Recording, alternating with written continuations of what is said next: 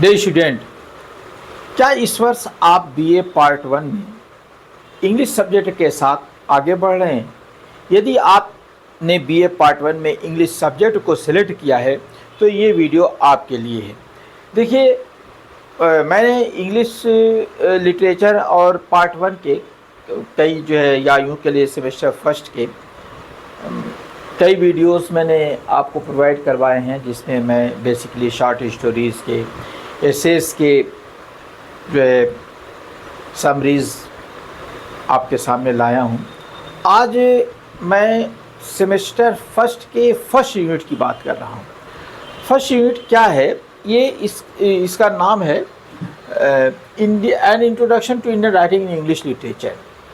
ये एक बहुत ही इम्पॉर्टेंट चीज़ है। जैसे इसमें मैं बताऊं कि इसमें सबसे पहले आपको जो पढ़ना होगा कि इंडियन लिटरेचर के जो है लोगों ने या इंडिया के लोगों ने इंडियन लिटरेचर को प्रोग्रेस करने में किसका किसका कंट्रीब्यूशन था और किस तरीके से कंट्रीब्यूशन था। इसमें भारतीय लेखकों ने अंग्रेज़ी भाषा को किस तरीके से उपयोग किया और किस प्रकार से भारतीय संस्कृति को और यहाँ के दर्शन शास्त्र को और यहाँ की समस्याओं को प्रस्तुत किया। इसमें बहुत से लोग हैं, जैसे रविन्द्रनाथ टैगोर हैं, के.एस. वेंकटरमन है और भवानी भट्टाचार्य, आर.के. नारायणन, मुल्कराज आनंद हैं, सरोजिनी नायडू हैं, कमला मार्कंडेय है, नयनतारा सहगल। इनके अलावा भी बहुत से ऐसे राइटर्स हैं जो इंग्लिश लिटरेचर को, इंडियन इंग्लिश लिटरेचर को इंग्लिश करने में अपना योगदान दिया है। तो इनके बारे में थोड़ा सा जानते हैं। सबसे पहले हम ये जान लें कि ये जो है, देखिए इसमें कई लोग हैं, इनको बारी बारी से हम लोग स्टडी करेंगे। सबसे पहले हम जान लेते हैं an introduction to Indian writing in English, discussion and analysis. और इस पर मैंने एक क्वेश्चन क्रिएट किया, what we mean by Indian writing in English. Indian writing in English का अर्थ क्या है, इसे कहते क्या है। सिंपली तरीके से इसको अगर आप देखते हैं तो बहुत शानदार ये क्वेश्चन है और इस क्वेश्चन का आंसर भी आपको देना होगा, एग्ज़ाम में भी देना होगा। तो सबसे पहले इसको देखिए, इंडियन राइटिंग इन इंग्लिश को IWVE के नाम से भी जाना जाता है। Refers to literary works, poetry, fiction, drama, essay, autobiography, criticism produced by the writers from the Indian subcontinent, जो इंडियन सब कॉन्टिनेंट में रहते थे और ब्रॉडली कंसीव्ड, और उन लोगों ने उसे सोचा था, समझा था क्या, इन द इंग्लिश लैंग्वेज। जो भारत में रहते थे और उन लोगों ने इंग्लिश लैंग्वेज को समझा था, उन राइटर्स की बात ये जो है इंडियन राइटिंग इन इंग्लिश में होती है।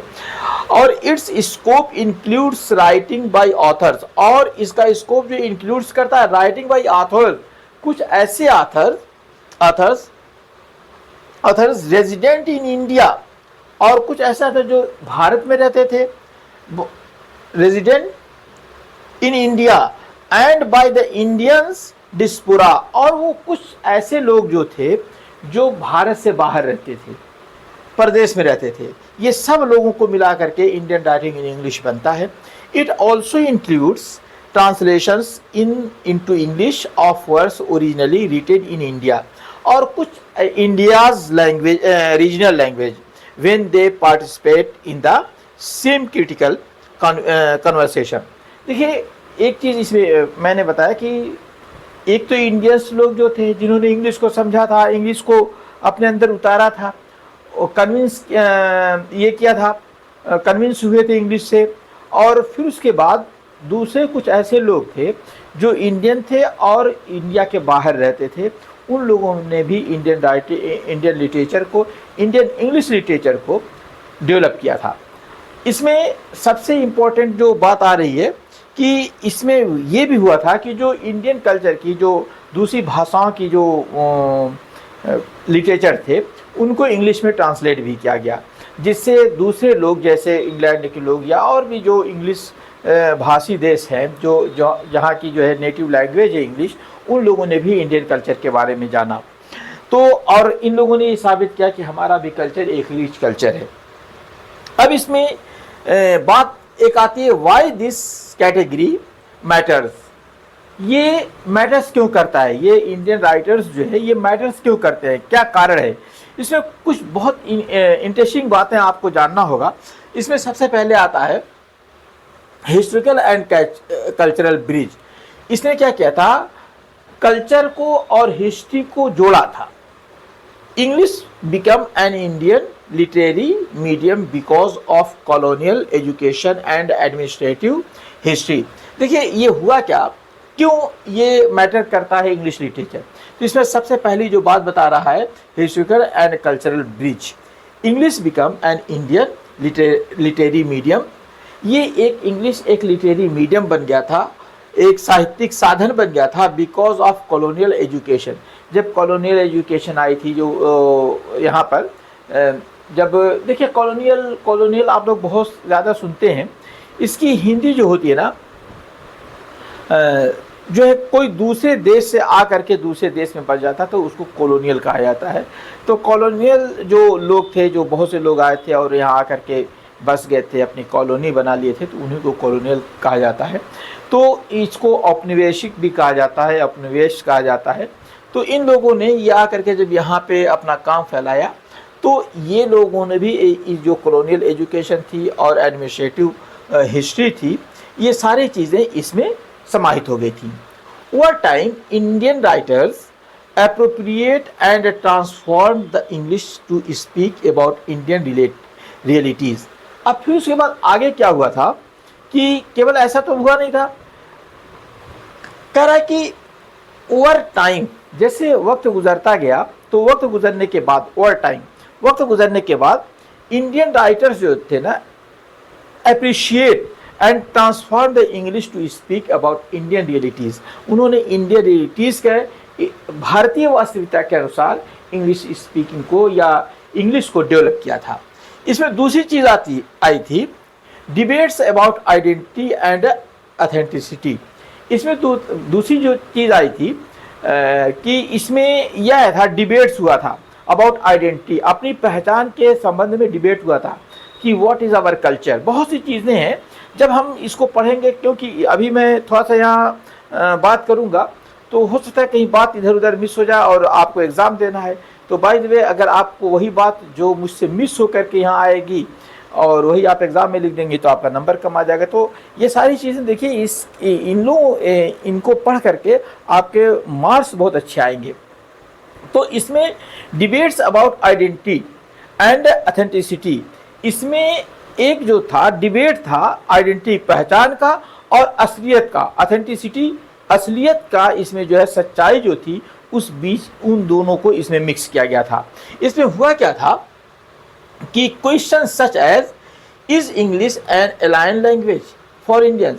एलियन लैंग्वेज, एलायंस नहीं बल्कि एलियंस लैंग्वेज, भारतीयों के लिए क्या इंडियन, इस पर यह डिबेट हुआ। अरे भाई ये लैंग्वेज है तो क्या ये एलियन की लैंग्वेज है, अर्थात कोई ऐसी जगह से आई है जहाँ पे इंसान जो है या मनुष्य का कोई ये नहीं था, वजूद नहीं था।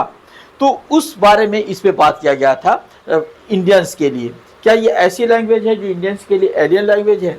और can English carry Indian thought, या क्या इंग्लिश जो है इंडियन विचारों को ले सकता है, अर्थात अपने अंदर समाहित कर सकता है। यहाँ कैरी के माने समाहित करने के हैं।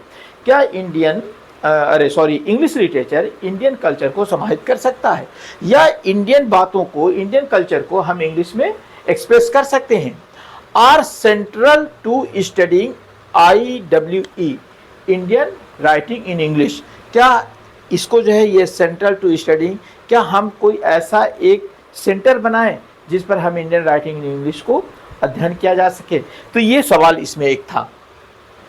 दूसरा था लिटरेरी प्लूरलिज्म। लिटरेरी प्लूरलिज्म ये एक जो है देखिए बहुत इंपॉर्टेंट चीज़ थी। ये कह रहा है कि IWE sits alongside a vast corpus of regional literature। ये क्या कहता है कि देखिए IWE अर्थात इंडियन राइटिंग इन इंग्लिश क्या था, seats alongside a vast corpus। देखिए ये जो है यहाँ कॉर्पस के माने आप ये मत समझिएगा कि ये मुर्दा है, बल्कि ये है लिखित या मौखिक रचनाएं या उनकी अभिव्यक्ति का संग्रह। ये कॉर्पस के माने यहाँ पर है लिखित या मौखिक रचनाएं या उनकी अभिव्यक्ति का जो संग्रह होता है उसे जो है यहाँ पे कॉर्पस के नाम से जाना गया है। तो यहाँ पे ये कह रहा है सिट्स अलोंग द साइड, क्या वो बैठ सकती है? अ वेस्ट कॉर्पस, एक ऐसे कॉर्पस के साथ, एक जो है ऐसी मौखिक रचनाएं या अभिव्यक्ति के साथ, किसको? ऑफ रीजनल लिटरेचर, जिसमें रीजनल लिटरेचर है। क्या ऐसा लिटरेचर जो हमारे देश में जो था वो डिफरेंट लैंग्वेजेस थी और डिफरेंट चीज़ें लैंग्वेजेस में हमारा लिटरेचर था। तो क्या कह रहा था कि क्या एक साथ ये बैठ सकते हैं, ये जो सारे जो लिटरेचर्स हैं वो एक साथ आ सकते हैं? तो उनको एक साथ आने का क्या माध्यम है? भाई एक सोर्स होना चाहिए। Why English develop in India, Indian culture. तो ये सवाल है कि जब सारी लैंग्वेज, कोई कन्नड़ है, कोई मराठी है, कोई तेलुगु है, तो ये सारी लैंग्वेजेस जो हैं क्या एक साथ हो सकती हैं? ये या इन लैंग्वेजेस के जो लिटरेरी वर्ड्स हैं क्या वो इकट्ठा हो सकते हैं? तो इसके लिए इसने कहा it can not be studied in isolation from translation and cross linguistic influence. तो क्या कर रहा है कि हम इसे आइसोलेट नहीं कर सकते हैं, इसे अलग अलग नहीं पढ़ सकते हैं, और फिर उसके बाद हम क्या कर सकते हैं इसको फ्रॉम ट्रांसलेशन, अगर हम इसको ट्रांसलेशन कर लेते हैं तो हम इसको अध्ययन कर सकते हैं। ये बात इसमें कही गई थी। अब इसके जो इंडियन राइटिंग इन इंग्लिश के जो मेजर फेजेस थे, जो इसके पक्ष थे, इसको जैसा देख लीजिए कौन कौन से फेज थे। सबसे पहले इसमें आता है अर्ली एक्सपेरिमेंट्स, 19वीं सेंचुरी, 19वीं शताब्दी में जो इसका शुरुआती एक्सपेरिमेंट किया गया था। Occasional poems, early essays and educational writings, think school room poetry, Indian intellectuals who use English for public debates. देखिए हुआ क्या, अब देखिए यहाँ पे बात आती है कि अर्ली एक्सपेरिमेंट्स जो शुरू हुआ था, अकेजनली पोएम्स जो थी, जो कुछ यूं ही पोएम कह दी गई थी इंग्लिश में, अर्ली एसेस थे जो शुरू में एसेस कुछ लिखे गए थे, एंड एजुकेशनल राइटिंग थी, कुछ एजुकेशनल राइटिंग थी। और उसको क्या कह रहा है कि थिंक स्कूल रूम पोएट्री, उसे स्कूल रूम, जैसे स्कूल में बच्चे जो है, कुछ लड़के जो है कुछ ऐसे सिंपल सी लैंग्वेज बोलते हैं, पोएम्स सीखते हैं या बोलते हैं, तो उसी की बात कहा जा रहा है, वो स्कूल रूम पोएट्री थी। और फिर क्या कहता है इंडियन इंटेलेक्चुअल्स, और कुछ इंडियन इंटेलेक्चुअल्स थे who use English for public debates, जिन लोगों ने पब्लिक डिबेट्स के लिए लैंग्वेज का प्रयोग किया। यानी कुछ ऐसे लोग भी थे, कुछ ऐसे महान लोग भी थे जिन लोगों ने इसको पब्लिक के सामने इस भाषा में डिबेट किया था। और ये pre independence national period, early 20वीं सेंचुरी, ये क्या कह रहा है कि प्री इंडिपेंडेंस, जब स्वतंत्रता की से पहले ये क्या हुआ था, जिस तरीके की चीज़ें आई थी उसके बारे में ये बात कर रहा है। वो बात इस तरह से कर रहा है कि अर्ली 19वीं सेंचुरी, अकेजनल पोएम्स, प्री इंडिपेंडेंस यार मिस हो जा रहा है, प्री इंडिपेंडेंस नेशनलिस्ट पीरियड, ये क्या कहता है अर्ली 20वीं century, writers begin using the novel.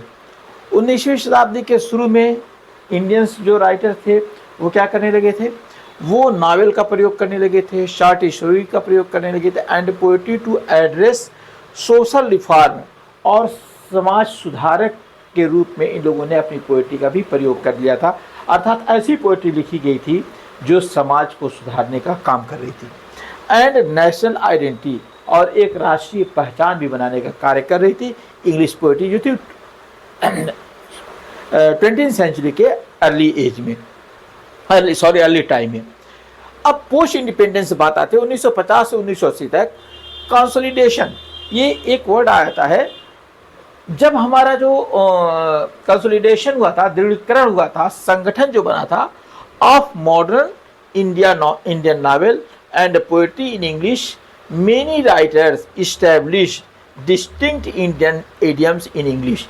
अब क्या था कि अब जो था भारत के आज़ाद होने के बाद इसमें बहुत सी चीज़ें आई थी कि इनके अंदर सबसे पहले सुदृढ़ीकरण आया था। दूसरी चीज़ ये आई थी, ये मॉडर्न इंडियंस जो थे, नावल जो थी, पोएट्री थी, और बहुत से राइटर्स जो थे वो क्या किए थे, इस्टेब्लिश किए थे, स्थापित किए थे इंडियन इंडियन ईडियम्स, इसमें भारतीय ईडियम्स को भी इसमें शामिल किया गया था इन इंग्लिश, अर्थात कुछ भारतीय ईडियम्स थे जिनको उसमें प्रयोग किया गया था इंग्लिश लिटरेचर में। तो ये हमारे इंडियन लिटरेचर इन इंग्लिश की बात आती है। फिर उसके बाद लेट 20वीं सेंचुरी की बात अगर हम करते हैं, कंटेम्पोरेरी एंड डायअप्रोस्टिक फेजेस जो थे, फेज है, फ्रेज नहीं है, ध्यान दीजिएगा। एक ये वर्ड जो मैं लाया हूँ डायस्पोरिक, ये इसका जो अर्थ होता है जब डायस्पोरिक होता है कि जब लोग अपने देश से पलायन कर जाते हैं, ये उसी बात की बात कर रहा है इसमें। और बहुत सी चीज़ें हैं, इसके डिटेल में मैं अभी नहीं जाऊंगा, तो इसको जान लीजिए। Globalisation, migration and new publishing networks produced a strong diasporic literature. एक ऐसा लिटरेचर इन लोगों ने प्रस्तुत किया था जो अपने देश के लिए, अपने जैसे ये हमारा इंडिया था, इंडिया के लोगों ने जो है, बहुत से लोग इधर उधर पलायन कर गए या यहाँ से वहाँ हो गए, कुछ इस जगह से उस जगह चले गए, तो इन सब लोगों को उसमें शामिल कर दिया गया था कि कौन कौन सी स्थितियाँ थी, कौन कौन सी परिस्थिति थी। तो अगर मैं इसको एक्सप्लेन करने लगूंगा तो टाइम हो जाएगा, इसको आगे बढ़ते हैं। फिर उसके बाद इसमें आता है literature and a wide range of the gents. इसमें जेंट्स के बहुत लंबे चौड़े बात की गई थी। मैजिकल रियलिज्म की बात हुई थी, हिस्टोरिकल फिक्शन की बात हुई थी, पार्टीशन की बात हुई थी, पार्टीशन नारेटिव्स की बात हुई थी, और मेमोयर भी इसमें लिखा गया था। मेमोयर एक फॉर्म है, आगे मैं इसको एक्सप्लेन करूंगा। आगे आइए, इसको देखते हैं, डोमिनेंट थीम्स एंड कंसर्न। इसमें एक बहुत इंपॉर्टेंट चीज आई थी, डोमिनेंट थीम। ये डोमिनेंट थीम क्या थी, यहाँ पे प्रभावशाली थीम्स है एंड कंसर्न, इससे रिलेटेड जो बातें थी उसको देखिए। Colonial encounters and it's after effect, power, culture, education, ये सारी चीज़ें इसमें आई थी कि जो कॉलोनियल इनकाउंटर था, यानी जो कॉलोनियल कल्चर था उससे हमारे कल्चर में इनकाउंटर हुआ था, जो हमारे जो है विरोधाभास था, उन सारी चीज़ों को इसमें शामिल किया गया था, जिसमें पावर था, कल्चर था और एजुकेशन था। नेशनलिज्म है, फ्रीडम है एंड पॉलिटिकल चेंजेस आए थे इसमें। फिर उसके बाद सोशल स्ट्रक्चर्स आया था, कास्ट, क्लास, जेंडर, कम्युनलिज्म, ये सारी चीज़ें आई थी इसमें। अगर हम बात करते हैं कम्युनलिज्म की, संप्रदायवाद की, सांप्रदायिकता की बात आई थी इसमें। पार्टीशन एंड माइग्रेशन, कैसे, ट्राउमा, मेमोरी, लॉस्ट, होमलैंड, इसमें बहुत सी चीज़ें आ गई थी। जब देश बट गया, पार्टीशन हुई थी, तो इसमें सबसे पहली चीज़ आई थी इसमें ट्राउमा। ट्राउमा के माने एक ऐसी चीज़ होती है जो आपको बहुत ज़्यादा प्रभावित करती है, यानी कि बहुत ज़्यादा दुख देती है, जिसको हिंदी में आप कह देते हैं आघात करना, है ना, या ऐसी चीज़ जिससे आपके अंदर जो है खिन्नता आ जाए, तो उसी को यहाँ पे कह रहा है ट्राउमा। तो कुछ हमारे अंदर खिन्नता आ गई थी, क्या चीज़ थी, पार्टीशन से हमारे अंदर खिन्नता आई थी। मेमोरी, लॉस्ट, होमलैंड, जो हमारा घर छूटा था, ये सारी चीज़ें इसमें आई थी। और ट्रेडिशन वर्सेस मॉडर्निटी की बात अगर हम देखते हैं इंडियन राइटिंग इन इंग्लिश में, तो अर्बनाइजेशन, चेंजिंग फैमिली सिस्टम, ये सारी चीज़ों का इसमें वर्णन हमको मिलता है, किस तरीके से फैमिली चेंज हो रही है, अर्बनाइजेशन कैसे हो रहा है, शहरीकरण कैसे हो रहा है, ये सारी चीज़ों का इसमें हमको वर्णन मिलेगा। फिर उसके बाद आइडेंटिटी एंड हाइब्रिडिटी। देखिए यहाँ पे एक चीज़ ये बता रहा है, आइडेंटिटी एक बहुत इम्पॉर्टेंट चीज़ इसमें यहाँ पे आपको मिलेगी कि सबसे पहली चीज़ होती है आइडेंटिटी, कि आइडेंटिटी क्या होती है। अगर हम लोग इसकी बात करते हैं आइडेंटिटी की, तो इसमें बहुत सी चीज़ें आई थी। एक बात तो मैं और बताऊं इसमें, अच्छा छोड़िए, बात लंबी हो जाएगी, यहीं पे बात खत्म कर दें। आइडेंटिटी एंड हाइब्रिडिटी, यहाँ पे आइडेंटिटी आप जानते हैं कि जो अपनी पहचान थी, और हाइब्रिडिटी, हाइब्रिड चीज़ें इसमें लाएंगी थी, जैसे लिंग्विस्टिक एंड कल्चर मिक्सिंग है, और जो है डायस्पोरिक जो है आइडेंटिटी है, ये सारी चीज़ें इसमें आई थी। देखिए हाइब्रिडिटी इज़ जो है, हाइब्रिडिटी उसको कहते हैं जो बहुत सी चीज़ों को मिक्सअप कर दिया जाता है। अगर जैसे आप लोग सुने होंगे हाइब्रिड बीज, हाइब्रिड जो है तो उसमें कुछ दूसरी चीज़ों को मिला करके या दूसरे बीज को मिला करके उसको तैयार किया जाता है, उसी को हाइब्रिड कहते हैं। हाइब्रिड का सीधा अर्थ ये होता है मिक्स है, और क्या क्या चीज़ों का मिक्स होगा वो बात अलग है। इस हाइब्रिडिटी का मतलब ये जानिए मिक्स करना। अब उसमें क्या होता है, जब कल्चर का मिक्स होगा तो कल्चर भी चेंज होगा। अगर किसी पेड़ पौधे में आप मिक्स करते हैं तो वो भी चेंज होगा, किसी चीज़ में आप मिक्स करते हैं तो वो भी चीज़ें होंगी। तो ये सारी चीज़ें हैं, इसमें बहुत सी चीज़ें आई थी। इसमें जैसे स्पेसीज आए थे, रेसेस आई थी, कल्चर्स आया था, आइडियाज़ आए थे, और बहुत सी चीज़ें आई थी जिसको मैं यहाँ पे वर्णन नहीं कर सकता क्योंकि बात लंबी हो जाएगी। तो लिंग्विस्टिक एंड कल्चरल मिक्सिंग, इसमें दो चीज़ों को बताया है कि लिंग्विस्टिक का इसमें मिक्स हुआ था और कल्चर का मिक्स हुआ था। और फिर बाद डायस्पोरिक आइडेंटिटी, और इसमें एक डायस्पोरिक आइडेंटिटी आई थी। इसको भी हम लोग धीरे से देखेंगे, आगे देखेंगे, ये चीज़ें आएंगी। और दूसरी चीज़ आती है ग्लोबलाइजेशन। बहुत सिंपल सी बात है कि ग्लोबलाइजेशन क्या था, इसको हमको देखना है कि ग्लोबलाइजेशन ये था कि कंज्यूमर कल्चर, न्यूली बॉरल और इकोनॉमिक्स अफेक्टिंग, और जो है सब्जेक्टिविटी, इसमें बहुत सी चीज़ आ गई थी। जैसे कंज्यूमर था, कंज्यूमर कल्चर था, एक ऐसा ग्रुप बना था जो सामान को लेता था या लिटरेचर को लेता था, लिटरेचर को पढ़ता था। फिर उसके बाद न्यूली बेरल था, इसमें एक आते थे इकोनॉमिक था, दूसरी चीज़ थी अफेक्टिंग सब्जेक्टिविटी थी। ये सारी चीज़ें इसमें आई थी। अगर हम लैंग्वेज और स्टाइल की बात कर लेते हैं इसमें,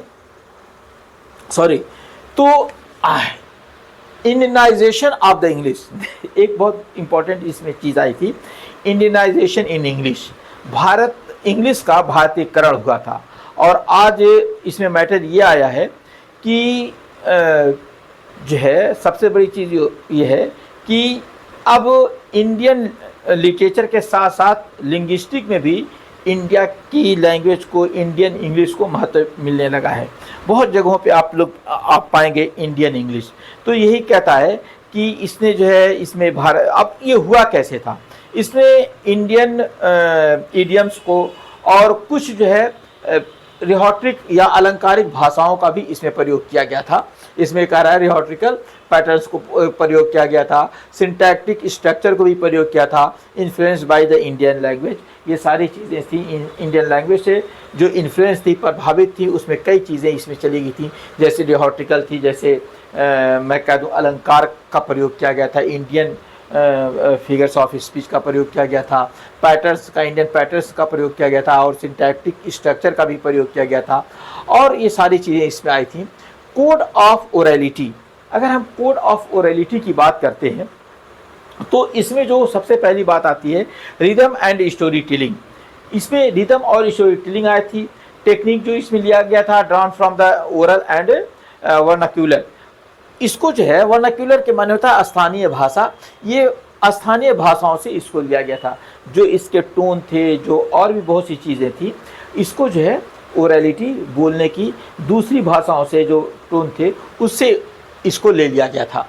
नेक्स्ट आता है experimentation, from realist social novel to magical realism. इसने क्या था कि एक्सपेरिमेंट क्या था, realist social novel to magical realism, realistic से मैजिकल की तरफ चला गया था। फ्रेगमेंटेड क्रोनोलॉजी, मल्टीपल नरेटर्स, इसमें जो है सबसे बड़ी चीज़ ये आई थी कि इसमें फ्रेगमेंटेड वर्ड है, फ्रेगमेंट नहीं फ्रेगमेंटेड है, अर्थात खंडित, टूटे हुए। क्रोनोलॉजी, कालक्रम, कुछ ऐसा नहीं था, ये सिस्टमेटिक नहीं था, कुछ दूसरे काल की सारी चीज़ों को इसमें मिला गया था। और ये मल्टी नारेटर्स हो गए थे, अर्थात अलग अलग लोगों ने इसको नॉरेट किया था। अब अगर हम बात करते हैं रजिस्टर रेंज की बात अगर यहाँ पे कर लिया जाए, इंडियन राइटिंग इन इंग्लिश जो है features both high literary diction and the colloquial Indian English. Colloquial Indian English की बात यहाँ पे ये जो कह रहा है वो ये कह रहा है कि बोलचाल की भाषा है ना। कोलोकियल के माने होता है बोलचाल की भाषा की, उसमें जो बोलचाल की भाषा का प्रयोग हुआ था इंडियन इंग्लिश में। और रिफ्लेक्टिंग क्लास एंड रीजन, ये क्लास और रीजन को भी इसमें शामिल कर लिया गया था। यानी ये जान लीजिए कि रजिस्टर रेंज, इसमें रेंज का बंटवारा कर दिया था। बहुत सी चीज़ थी, जैसे लैंग्वेज में, जैसे डिफरेंट लैंग्वेज थी, डिफरेंट लोग के बोलचाल थी, तो उसको भी इसमें शामिल किया गया। और दूसरी चीज़ ये थी कि इसमें क्लास भी आता है, जब हम लिटरेचर लिखते हैं तो क्लास डिवाइडेशन की भी बात आती है, और बहुत सी चीज़ें आती हैं। यहाँ पे केवल आपको मैं हल्का इंट्रोडक्शन दे रहा हूँ, एक एक करके हम लोग सीखेंगे। वैसे ये जो क्वेश्चन आएगा इंडियन राइटिंग इन इंग्लिश के इंट्रोडक्शन में, ये पूरा एक सेट आपका क्वेश्चन तैयार हो रहा है, इसमें कई चीज़ें तैयार हो रही हैं। अब देखिए रिप्रेजेंटेटिव ऑथर्स कौन कौन से थे, इसमें मैं ऑलरेडी पहले ही बता दिया हूँ, कुछ सिलेक्ट किया हूँ मैं। इसमें जो है अर्ली फाउंडेशन में थे R.K. नारायण थे, मुल्कराज आनंद थे, राजा राव थे। पोएट्स थे नसीम इज़िकियल थे, A.K. रामानुजन थे, कमला दास थे। लेट 20वीं सेंचुरी में एंड डियास्पोरा में थे सलमान रुश्दी हैं, अरुंधति राय हैं, विक्रम सेठ हैं, अमित घोष हैं, झुम्पा लहरी हैं, ये लोग थे। फिर उसके बाद contemporary popular and critical voices जो हैं, इसमें अरविंद अडिगा हैं, किरण देसाई हैं, रस्किन बॉन्ड हैं, चेतन भगत हैं, ये लोग पॉपुलर फिक्शन इन लोगों के हैं। फिर उसके बाद अगर बात करेंगे regional to English translation and Dalit voices have also become central translation expands the Indian writing conversation. और भी इंडियन राइटिंग इन इंग्लिश को जो और डेवलप किया था, जो इसने और ज़्यादा एक्सपेंड कर दिया था, वो बढ़ा दिया था। इसमें कौन कौन सी चीज़ें आती, रीजनल टू इंग्लिश ट्रांसलेशन, जो रीजनल भाषाएं थी, जो या डायलेक्ट कह लीजिए, उसकी जो भाषाएं थी उसको इंग्लिश में ट्रांसलेशन कर दिया था। और दलित वॉइसेस, दलित की आवाज़ को उठाया गया था, have also become the central translation expands the Indian writing. इन सारी चीज़ों ने इंडियन राइटिंग को एक्सपेंड किया था। इसमें मैं यहाँ पे दे दूँ, these are the representative names, जो मैं थोड़ा सा दिया हूँ names. Each author opens a different set of concerns and technique. अलग अलग जो थे उन लोगों ने अलग अलग तरीके की चीज़ों को इसमें शो किया था। अगर हम लोग बात करते हैं क्रिटिकल एंड थ्योरेटिकल अप्रोच की, इसमें क्रिटिकल और थ्योरेटिकल जो अप्रोच थे वो क्या थे, इसमें पोस्ट कॉलोनियल थ्योरी थी, जैसे अभी मैंने बात किया था, concept such as mimicry, hybridity, orientalism, Edward Said इसमें कहा था, the third space, Homi Bhabha, ये सारी चीज़ें इसमें आई थी। एडवर्ड सेड जो है वो क्या कहता है, ओरिएंटलाइजेशन, हाइब्रिडिटी है, ओरिएंटलिज्म है, और दूसरा जो है थर्ड स्पेस, होमी भाभा जो है, ये सारी चीज़ें थी। इन सब चीज़ों को इसमें शामिल किया गया था। अब आती है बात सब लैटर्न एंड दलित स्टडीज़ की। ध्यान दीजिए, सब लैटर्न एंड दलित स्टडीज़ की अगर आप बात करेंगे, जैसे सब लैटर्न के माने होता है मातहत, जो आपके साथ रहते हैं, और दलित स्टडीज़, दलित का अध्ययन, इसमें बात आ रही है focus on voices, historical, excluded from the elite narratives. ये बहुत सी चीज़ों को इसमें शामिल किया गया था। एलाइट नैरेटिव को शामिल किया गया था, जो और भी वॉइसेस थे जो दुर्गुण थे उसको भी इसमें शामिल किया गया था इंडियन राइटिंग इन इंग्लिश में। फेमिनिस्ट क्रिटिसिज्म की बात आती है तो इसमें feminist criticism generated gendered experience in family, public sphere and Nations. बहुत सी जगहों पे जो है पब्लिक क्षेत्रों में या जहाँ पे देखिए पब्लिक स्फीयर से माने ये होता है ऐसा कि लिटरेचर में शो किया गया था, और इन चीज़ों ने भी इंडियन राइटिंग इन इंग्लिश को एनरिच किया था। अगर हम बात करते हैं पार्टीशन स्टडीज़, ट्रामा स्टडीज़, ये सारी चीज़ों की अगर हम बात करते हैं, पार्टीशन की बात करते हैं, ट्रामा की बात करते हैं। ट्रामा की मैं स्पेलिंग का अर्थ में ऑलरेडी इसमें आया है, जिसके माने होता है आघात या खिन्नता की स्थिति। डियास्पोरा है, डियास्पोरा की भी बात आई थी। इसमें बहुत सी चीज़ें इसमें आई हैं जिसको मैं अभी पीछे बता चुका हूँ कि डियास्पोरा है studies such provides tools to analyse memory. ये सारी चीज़ें जो है मेमोरी को एनालाइज करती हैं, डिस्प्लेसमेंट को शो करती हैं, एंड आइडेंटिटी और पहचान को भी शो करती हैं कि आप किन किन चीज़ों पर बात कर रहे हैं। अगले अगर सेंटेंस में हम देखते हैं translation studies how translation mediate between the regional literatures and English readership. जब वो ट्रांसलेट किया गया, भारतीय भाषाओं का ट्रांसलेट किया गया, इंडियन लिटरेचर का जब ट्रांसलेट किया गया तो हमारे इंडियन लिटरेचर को दूसरे लोगों ने भी अध्ययन किया और इंग्लिश रीडरशिप इसमें बढ़ गई थी। इस प्रकार से भी इसको इंडेज कर दिया गया। आइए देख लेते हैं socio political context that shape Indian writing in English. Indian writing in English को जो सोशल पॉलिटिकल कॉन्टेक्स्ट ने जो एक आकार दिया था, उसमें किन लोगों ने आकार दिया था, कैसे आकार दिया था, ज़रा सा इसको देख लीजिए। Colonial education and administrative use of English. English literature को डेवलप करने में कॉलोनियल एजुकेशन और एडमिनिस्ट्रेटिव यूज ऑफ इंग्लिश, जो एडमिनिस्ट्रेटिव यूज था इंग्लिश का, इसने भी इसको बहुत ज़्यादा डेवलप किया था। दूसरी चीज़ आती है नेशनलिस्ट मूवमेंट। जो नेशनलिस्ट मूवमेंट था, क्रांति थी, that both used and critic English. इन्होंने भी इंग्लिश को क्रिटिसाइज किया था, इसने भी इंडियन राइटिंग इंग्लिश को डेवलप करने में मदद किया था। Post colonial nation building and debates over language policy. फिर उसके बाद जब इंडियन लैंग्वेज की बात आई या भारतीय लैंग्वेज की बात आई तो उसमें भी डिबेट हुए थे, और उस डिबेट में भी लोगों ने, जो इंग्लिश को चाहने वाले थे, उन लोगों ने इंग्लिश को डेवलप करना चाहा और इंग्लिश के बारे में अपने बड़े बड़े बखान दिए, जिससे Indian writing in English enrich हुई थी। आगे बढ़ते हैं। Economic liberalisation 1991 and globalisation which influence theme of modernity, migration and consumers culture. इसने बहुत सी चीज़ों को बढ़ा दिया था। जब इकोनॉमिक लिबरलाइजेशन हुआ था, जो है इसमें थोड़ा सा नरमी दी गई थी, तो उसने क्या किया था, और ग्लोबलाइजेशन हुआ था 1991 के बाद, इसने भी इंडियन राइटिंग इन इंग्लिश को डेवलप करने में बहुत अच्छा सहयोग किया था।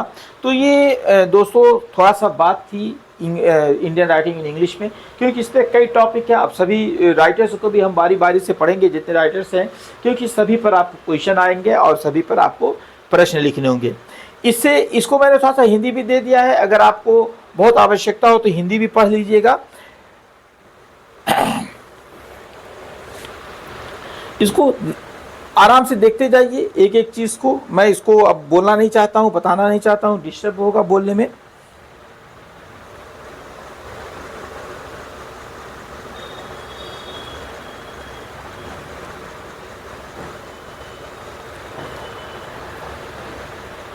ये आलोचनात्मक दृष्टिकोण है, ये आया था। सामाजिक राजनीतिक संदर्भ है, ये भी आया था। ये सारी चीज़ें इसमें आगे थी। अब अगर हम क्वेश्चन की बात करते हैं तो इसमें आपसे जो क्वेश्चन पूछा जा सकता है, संभव है कि इस तरीके के प्रश्न पूछे जाएं। Indian writers, history, mobility, constants and creativity पर एक सवाल है, ये भी देखिएगा इसको आप।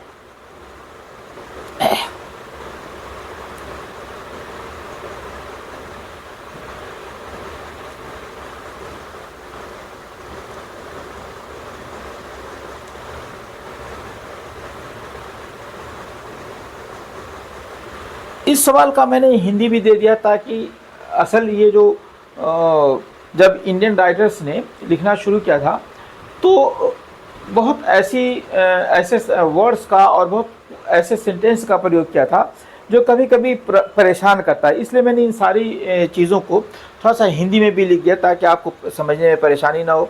और दूसरी बात ये है कि अभी आप इंटर पास किए हैं, और अगर आप जो हिंदी मीडियम से पढ़े होंगे तो आपको समझने में समस्या होगी, इसलिए मैंने इसको हिंदी में भी दे दिया है।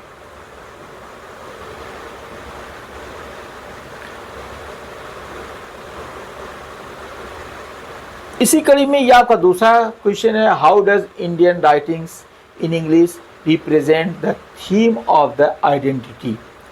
ये एक क्वेश्चन है, इसको भी देखिएगा किस तरीके से इंडियन राइटिंग इंग्लिश ने रिप्रेजेंट किया था, अपना जो रिप्रेजेंट किया था, प्रदर्शन किया था the theme of the identity की थीम को किस तरीके से इसने रिप्रेजेंट किया था, ये क्वेश्चन है। इसका इंग्लिश वर्जन देखिए, फिर उसके बाद मैं इसको हिंदी में भी बता देता हूँ आपको।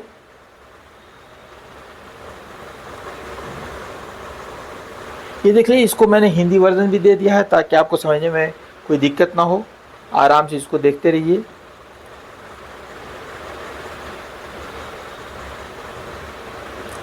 नेक्स्ट आपका क्वेश्चन आता है, examine the contribution of the translation to the study of Indian writing in English. Indian writing in English में ट्रांसलेशन ने किस तरीके से कंट्रीब्यूट किया था, किस तरह से सहयोग किया था, उसका वर्णन है। जैसा इसको देखिएगा, एक एक करके देखते जाइए।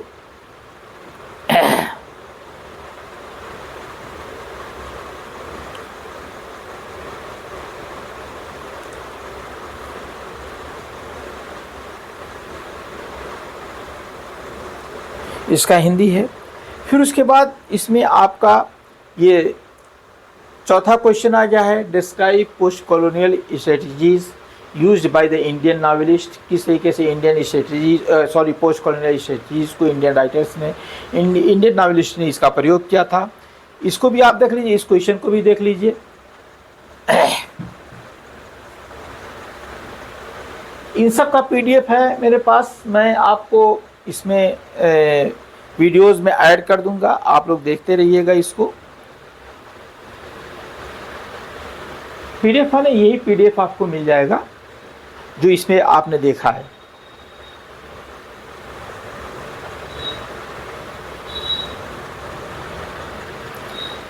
तो इसमें मैंने ये आपके 4 क्वेश्चंस दिए थे।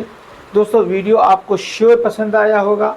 आप इस वीडियो को अपने दोस्तों को शेयर कीजिएगा, जो भी स्टूडेंट हैं BA पार्ट 1 में और BA का ये फर्स्ट सेमेस्टर है, इस सेमेस्टर में जो भी अपीयर होना चाहते हैं तो वो लोग इस वीडियो को देखिएगा, अपने दोस्तों में शेयर कीजिएगा। बेल आइकन को दबाना कतई मत भूलिएगा ताकि आपको नए नोटिफिकेशन मिलते रहें। मिलते हैं अगले वीडियो में। Thank you.